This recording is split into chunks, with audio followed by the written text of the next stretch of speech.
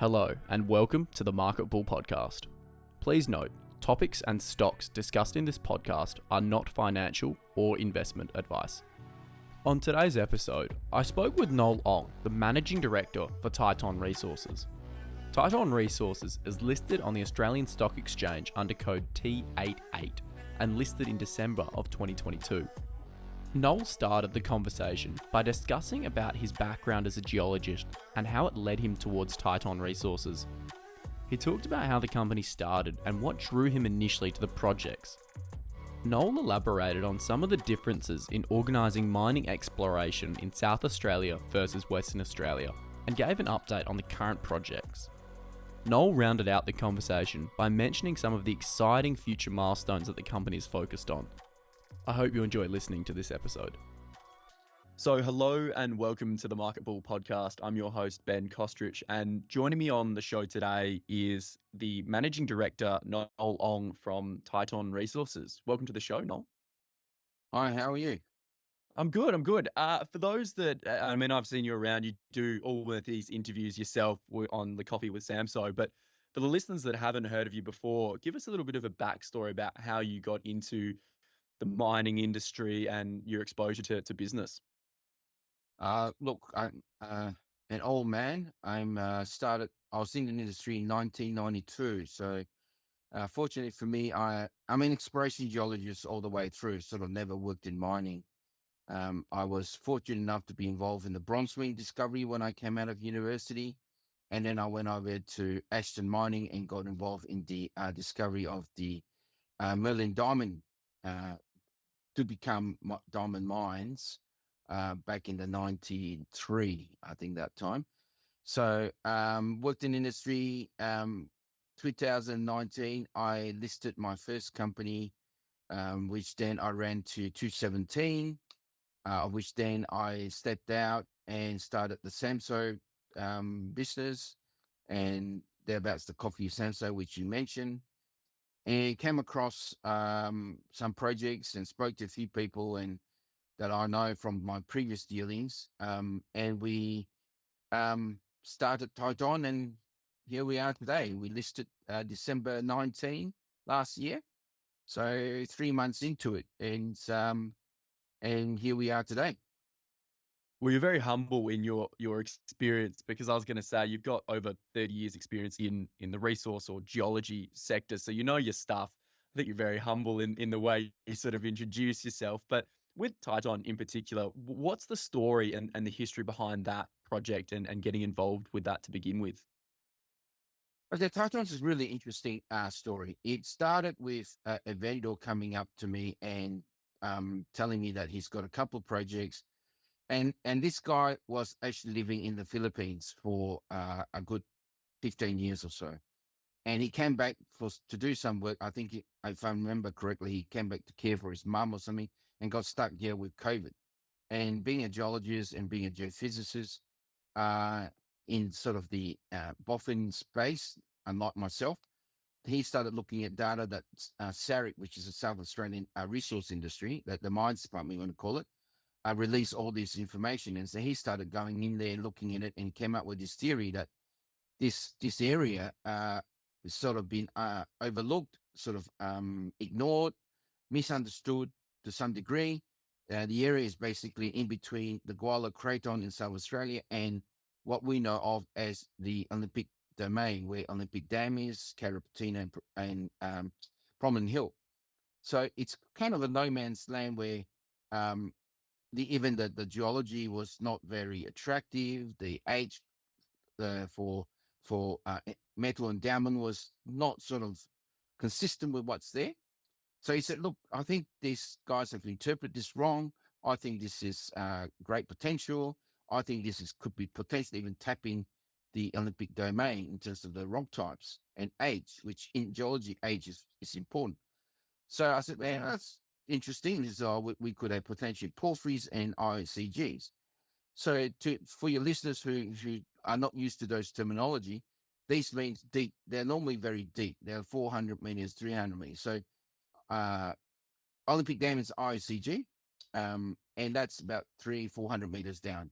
I think Carrapateena is about 500 meters, if I'm not wrong. So a lot of these have traditionally been deep. So my interest sort of died when he mentioned those two words. But and out of interest, I said, how deep's this place you're thinking about? Well, how deep's the cover? And he said, oh, 5 meters, 10. And that's when I thought, oh, well, I like ideas. Being an exploration geologist, we're an eternally optimistic Yeah, species of the naturally, human beings, you have right? to be.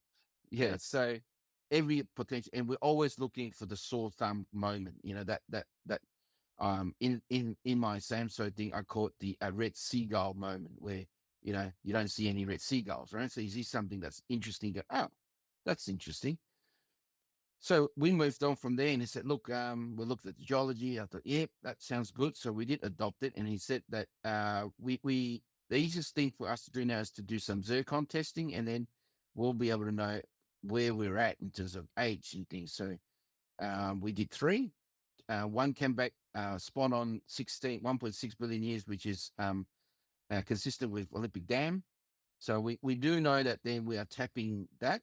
I mean, due to be tested over time. But just from the zircon, with that showing there, and there's the two other zircons were highly fractionated, meaning it had a lot of hydroactivity happening to the actual source of the rock where the zircons came from. So when we looked at all the evidence, so CSIRO, part of that package that he looked at, did this nationwide, statewide survey, a hydrogeochemical survey, where they looked at the water and looking for metal anomalies and activities, and they actually highlighted several areas that would be good and would most likely have excessive hydrothermal activity. The biggest envelope set over our tenements, literally over the top. So all the evidence, and then we hit some residual gravity that he put up, and we got little gravity highs everywhere, right? So kind of like all the evidence pointing to us, and so we went on this IPO journey, and we said, look, we're looking for a new mineral system. So going a step back, mineral systems is where you have the cooking system. So every major area needs this cooking system. So a lot of us geologists and people exploration says, you got to have a system that is endowed. You got to have systems that produces. Otherwise, you don't have this long-standing process of creating endless amount of endowment, metal endowment. So I said, well, this looks like a mineral system. This must be a mineral system because it's such a large area. So we went to the IPO, raised our money, and started work. As I said, that was December 19. We got on thing. We first thing we did obviously was the heritage survey, the cultural heritage survey. So when guys went out there, and what was supposed to be all undercover, uh, there was outcrops everywhere. So suddenly we were like, hey, this is not what we had thought. So the process of mapping then started, and we spent a bit of time doing that, trying to get a feel for what we can see, other than thinking that we everything's undercover, right? So we started picking up all these rock subcrops and outcrops of rocks showing texture of of everything we've said in terms of hydrothermal activity. We shot them with XRF, and we were quite pleasant with what we were getting. Threw some of them in the lab, and they came back at 1300, 1200 ppm moly. And that's when we started thinking, hey, maybe we could have a system here, and it could be moly rich.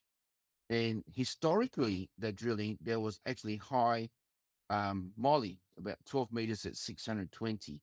To give perspective, most of the, if not bar three deposits I think I know of that could be called primary moly, molybdenum.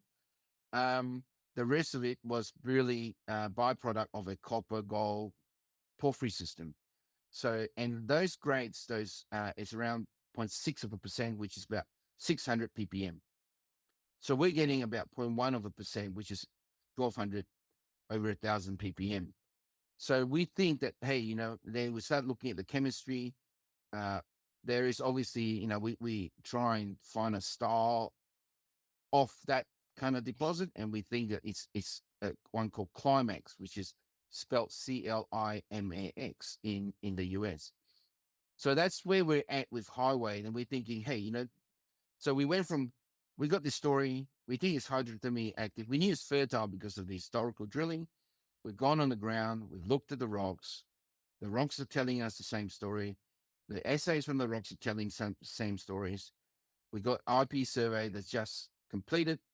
We'll have some targets from there. But we're going to have a couple of drilling programs where we're going to test those, look at those historical drill results that we got there, and try and use that to help us going forward and trying to interpret what we think we have is some sort of moly system with potential moly core or high grade moly somewhere.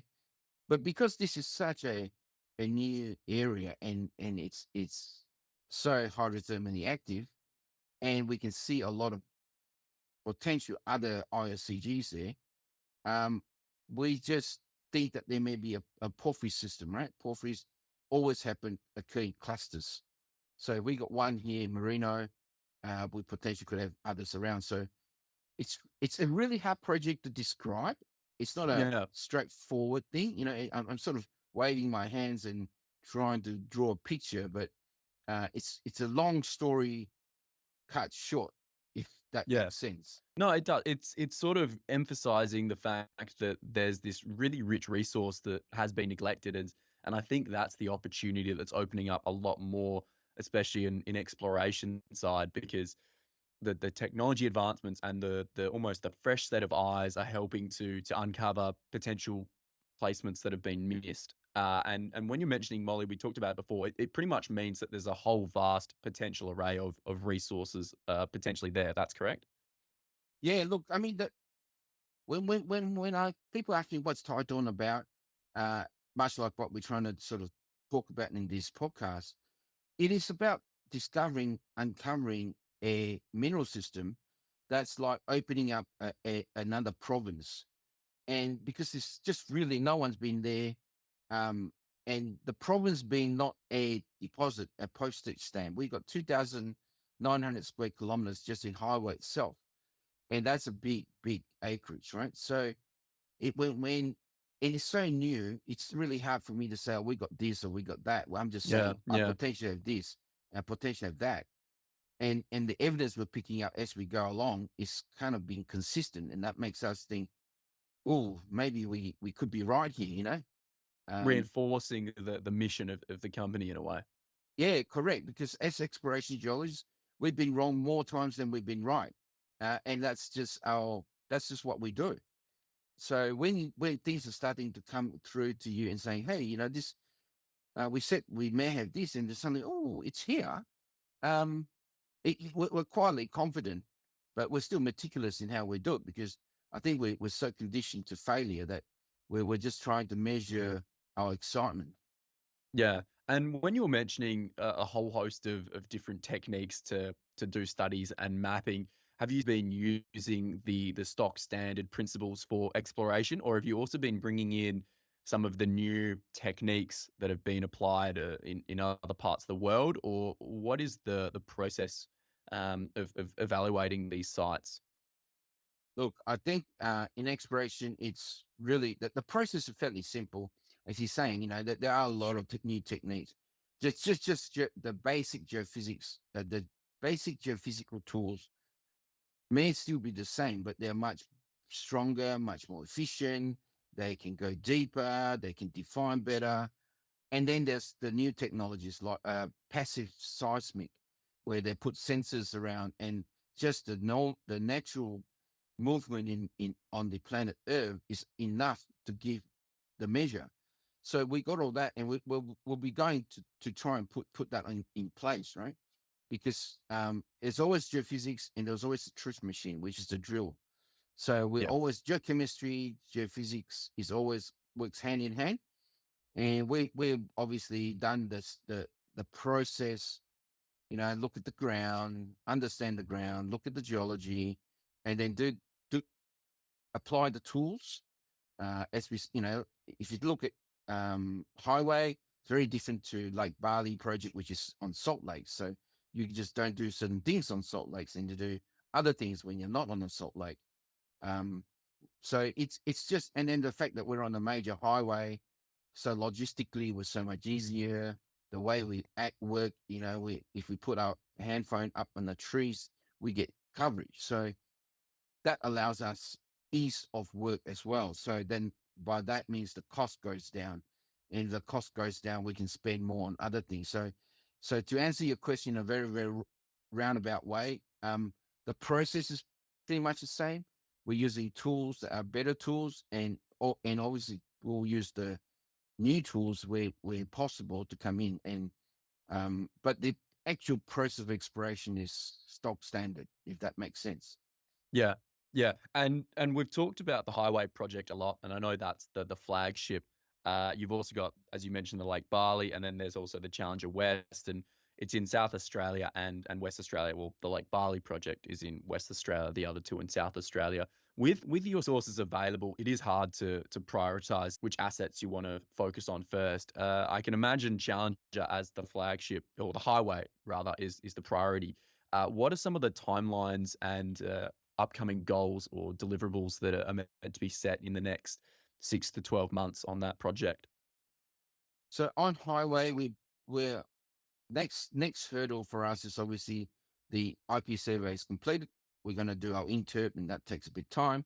But as I said, there's a couple of drill programs we're sort of putting in place. So that's going into the system to be processed for approvals and all the heritage issues, the clearing of the drill pads and things like that. That's probably 4 weeks plus, call it 6 weeks plus or minus before that happens. And then the second drill program application will go in sync with that. Um, Lake Bali itself is actually, fortunately for us, is quite simple because of the lack of things we can do. So we've identified a few areas on the lake, which is, well, it is on the lake, but there's little islands. But I'm pretty sure if there's a big storm coming, there'll be no islands left. So, so, so at this point in time, there are islands, and there are means and ways of getting there because people have been drilling on salt lakes forever. Yeah. So that's really hanging on a couple of heritage timing. We think that's also about 4 to 6 weeks, and then because of what I've just explained, we'll mark the drill holes. We just get the rigs onto the site, drill holes, and then have a look at what we've got. So, in some ways, the inability to do many things has allowed us to meet quicker. Yeah, to So, prioritize in a way. yeah. So we'll do those hand in hand, and they're pretty straightforward. Just get a drill crew there and drill holes, and we'll know if we get some really good numbers. Then it's a good problem to have. Then. Yeah, and I love the way you're saying just get in drill, but I can imagine there's a lot more processes behind it, and it might be an interesting insight between working in two different states, and it would probably be applied for different countries as well. But operating within Western Australia and then South Australia, have you noticed there's similarities in the way that you can approach these projects, not in regards to the land formation, but more so the regulation and logistics behind it? Do you find that there's similarities between the two different state bodies encouraging it, or if they're different? Each state, of course, has got different processes in allowing companies in regards to working with the traditional owners of the land, to social responsibility, to all of that. Is it similarities, or are they two, again, very different ballparks that you're working with? Uh, the only similarities is that they're both wanting you to spend money with them. Yeah, South Australia is extremely, extremely easy compared to Western Australia. yeah, Rules and regulations are pretty straightforward. Dealing with First Nation groups is straightforward. Whereas when you go to WA, it's getting harder and harder. And I won't be the first person to say this. yeah. And I've only had a little bit of it. So it's the red tape's getting bigger and bigger, magnitude's bigger. At some point in time, I think that's got to come to a point where it stops. Some of the things I think is really fantastic. Yeah, The yeah, health and safety part on the on that site, I think is really good. Um, so, but just trying to get things to happen, it's really hard and long and arduous. And mind you, maybe, WA is more complicated because we've had such a long history. We've got so Yeah. many variants. So I'm not trying to say, it's really bad. It's what it is, It's which is just more tough. difficult. Yeah. Yeah. My more process might takes longer, but unfortunately for people like us, every month is big Yeah. dollars. So and we don't have an income stream as such. So it's really important for us to spend money quickly on the ground at value, um, and get that story happening. So any delays is, almost crucial. Whereas in Mm. South Australia, pretty straightforward. I mean, it's been for 3 months since we started, and we're already talking drilling. So we had a bit of a hiccup in with the geophysics. It just took a little bit longer, a little planning with people and stuff. And this comes up all the time. It's the luck of the draw, I guess. But, considering that within 6 months, within 5 months, we could be drilling, it's pretty good. So it's pretty straightforward, for for a process to be uh, engulfed by us.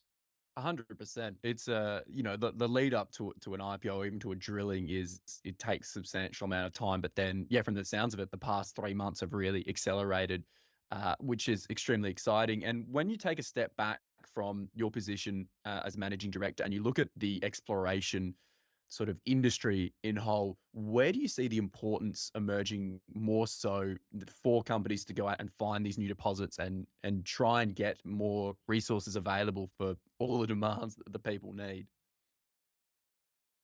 If you talk about that from a commodity point of view, and if you then the answer is very simple, because if we're going to go to this no emission world, um, 2030, some quote numbers, or Yeah, 2050, but we are there's no going backwards, right? Um, we are all in the generation of the next industrial revolution.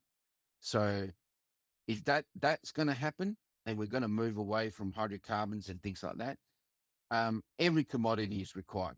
And if there's a talk recently I was just told about yesterday, where a guy basically said, he's a physicist. He basically just quoted facts.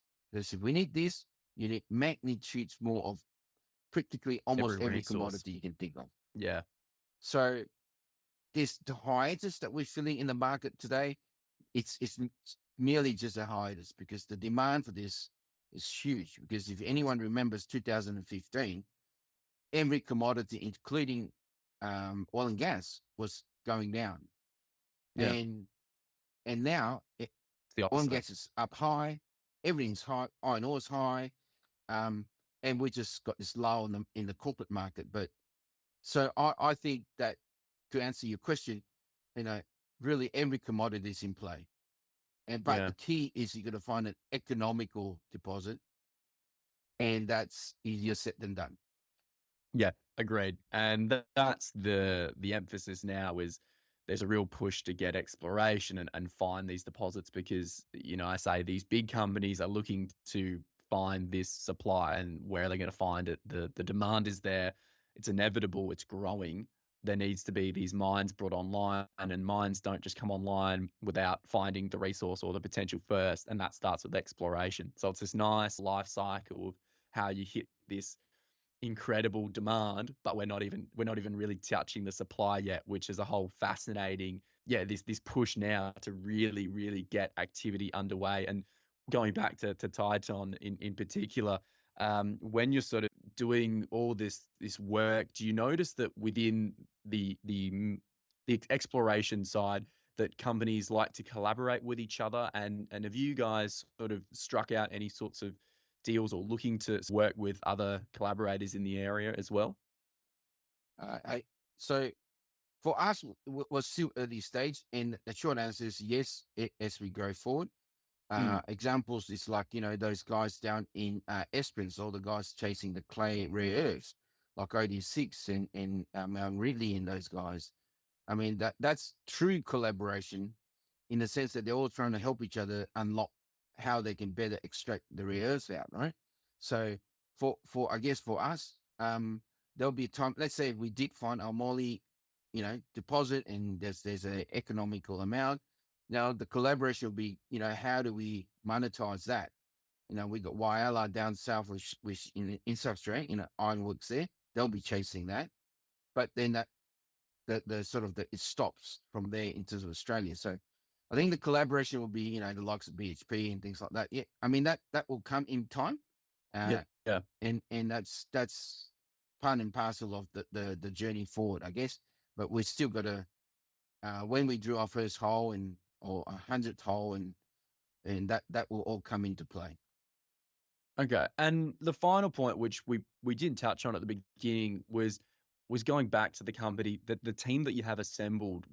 Can you give a bit of explanation as to who's involved in it and why you think it's such a valuable team that you've assembled?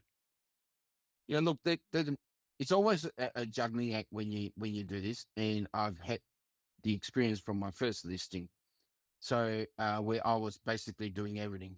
So Yeah. with the board that we've got, Chris Lowe, the chairman, he's a Malaysian entrepreneur. He's been in business for decades.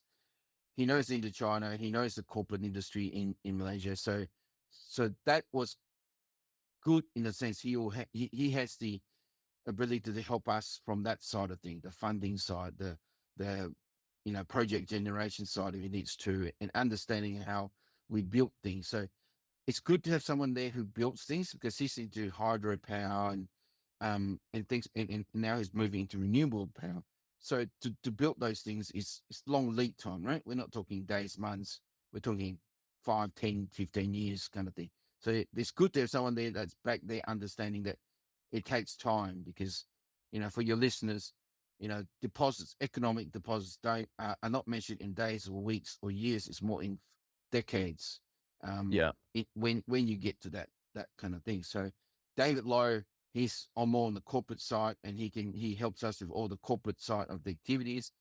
And my role is more than technical, the deliverance of managing the project, and obviously being the figurehead, and that's why we're having this Why conversation. talking? Yeah. Yeah. Yeah.